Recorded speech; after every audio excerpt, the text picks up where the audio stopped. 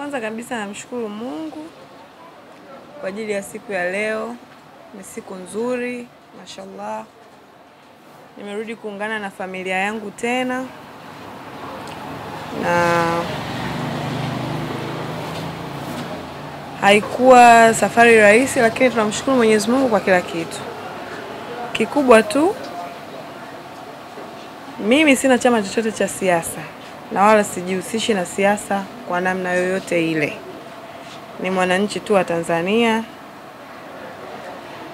Kwa hivyo hata wakati nafanya baadhi ya vitu ambavyo nilivifanya ambavyo vimepelekea mpaka mambo yote yameweza kutokea. Baadhi ya vitu ni misunderstanding tu, lakini mimi sipo kabisa katika siasa. Ila namshukuru Mungu kwamba uchunguzi umefanyika sehemu tofauti tofauti na msamaha umeweza kupita wa Mheshimiwa Rais. Vitu vimeweza kuwa vyepesi na leo niko nyumbani. Lakini zaidi ya yote nishukuru mamlaka zote na nimshukuru sana mamangu kipenzi. Nilipata taarifa nikiwa ndani, bado sijapata nafasi ya kuona vyote maana ni vingi. Mimi mwenyewe akili yangu kwa sasa hivi bado I'm not in a mood to explain so much about anything. Lakini tu nimshukuru mama yangu kwa vyote alivyofanya,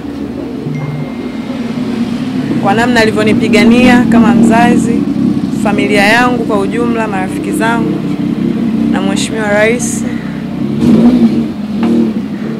Kwa kifupi sina mengi ya kuongea. Ila nashukuru Mungu niko nyumbani, nimerudi salama. Ni hivyo tu. Labda kama mamangu ana kitu cha kuambia, lakini zaidi ya yote niwashukuru pia Watanzania ambao waliweza kufika magereza, ambao walifanya chochote kwa nafasi yao, walioniombea salamu nilikuwa napokea tofauti tofauti. Nawashukuru sana kwa upendo wenu.